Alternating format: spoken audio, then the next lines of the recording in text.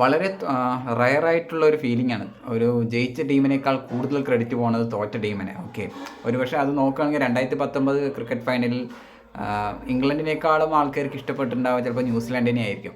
Okay, അത് അങ്ങനെ ഒരു ഫൈനലായിരുന്നു. അതുപോലെ തന്നെയാണ് ഈ ഇലക്ഷൻ്റെ റിസൾട്ട്. കാരണം കാര്യം NDA പാർലമെൻറ്റ് എടുത്തെങ്കിലും കൂടുതൽ ക്രെഡിറ്റ് പോയിട്ടുള്ളത് ഇന്ത്യ സഖ്യത്തിനാണ്, പ്രത്യേകിച്ച് അതിൻ്റെ കപ്പിത്താനായ രാഹുൽ ഗാന്ധി. ഓക്കെ, ഒരുപക്ഷെ രാഹുൽ ഗാന്ധിയുടെ കംബാക്ക് അദ്ദേഹം ഒരിക്കലും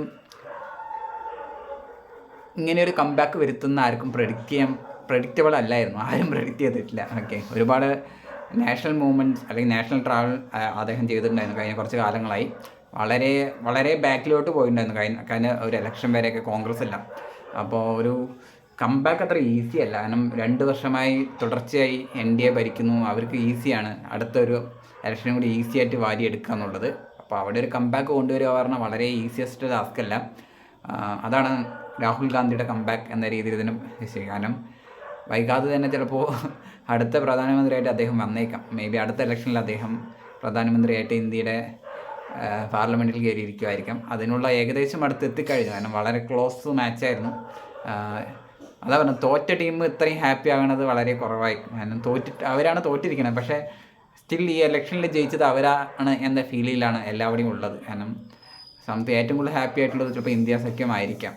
അതിലും രാഹുൽ ഗാന്ധിയുടെ ഹാപ്പി ആയിട്ടുള്ള ഒരു ഫേസ് കാണാൻ കഴിയുന്നതിൽ വളരെ സന്തോഷമുണ്ട്. കാരണം അദ്ദേഹം ഒരു പ്രധാനമന്ത്രി എന്ന അർഹിക്കുന്നു. ഓക്കെ, മേ ബി വളരെ വർഷമായിട്ട് അദ്ദേഹം അതിനുവേണ്ടി ശ്രമിക്കുന്നുണ്ട്.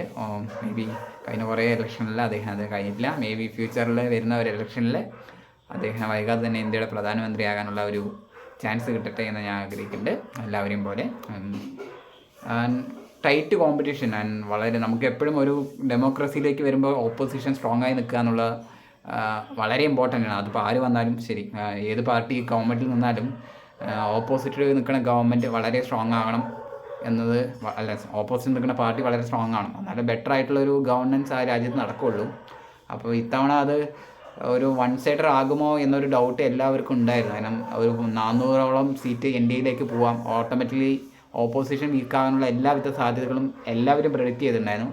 അപ്പോൾ ആക്ച്വലി കോൺഗ്രസിനോടും ഇന്ത്യ സഖ്യത്തിനോടും ഒരു കൺഗ്രാജുലേഷനും ഒരു താങ്ക്സും ഉണ്ട്. കാരണം ഓപ്പോസിഷൻ സ്ട്രോങ് ആയി കീപ്പ് ചെയ്ത് തന്നെ അവർ അത്രയും എഫേർട്ട് കൊടുത്തു കാരണം വൺ സൈഡർ ആകാതിരിക്കാൻ ഈ ഗെയിം. ഓക്കെ, അത് നോട്ട് ഈസിയസ്റ്റ് എല്ലാവിധ ചാൻസ് ഉണ്ടായിരുന്നു അത് വൺ സൈഡർ ആകാൻ. അപ്പോൾ അത്രയും എഫേർട്ടിൽ അവർ പരിശ്രമിച്ചിട്ടുണ്ട് എല്ലാ സംസ്ഥാനങ്ങളിലും. ഒരുപക്ഷെ കഴിഞ്ഞ ഇലക്ഷനിൽ ഭൂരിപക്ഷം സീറ്റുകളും അവർക്ക് നഷ്ടപ്പെട്ടിട്ടുള്ള പല സംസ്ഥാനങ്ങളിലും അവർക്ക് ഇത്തവണ കംബാക്ക് ചെയ്യാൻ പറ്റി. അതൊരു നല്ല കാര്യമാണ്. ഓക്കെ, അപ്പോൾ അതൊരു ടൈറ്റ് മാച്ചായിരുന്നു. വളരെ ഈവൻ അവർ ജയിച്ചില്ലെങ്കിൽ പോലും it's a better thing to have a very good opposition. ഇനിയും രാഹുൽ ഗാന്ധിയിൽ നിന്നും നല്ല നല്ല എഫേർട്ടുകൾ വരാം. ഇനി അടുത്ത തവണ അദ്ദേഹം ചിലപ്പോൾ പ്രധാനമന്ത്രിയായും എത്താം. അല്ലെങ്കിൽ ഇത്തവണ ഏറ്റവും നല്ല ഒരു പ്രതിപക്ഷ നേതാവാണെങ്കിൽ ഏറ്റവും നല്ല പ്രതിപക്ഷ നേതാവായിട്ടും അദ്ദേഹം പാർലമെൻറ്റിൽ ഉണ്ടാകാം എന്ന് പറയുന്നു. നമുക്ക് കാണാം. അദ്ദേഹത്തിൻ്റെ ഏറ്റവും നല്ല ദിനങ്ങൾ ഇനി വരട്ടെ എന്ന രീതിയിൽ I M wishing the all the best.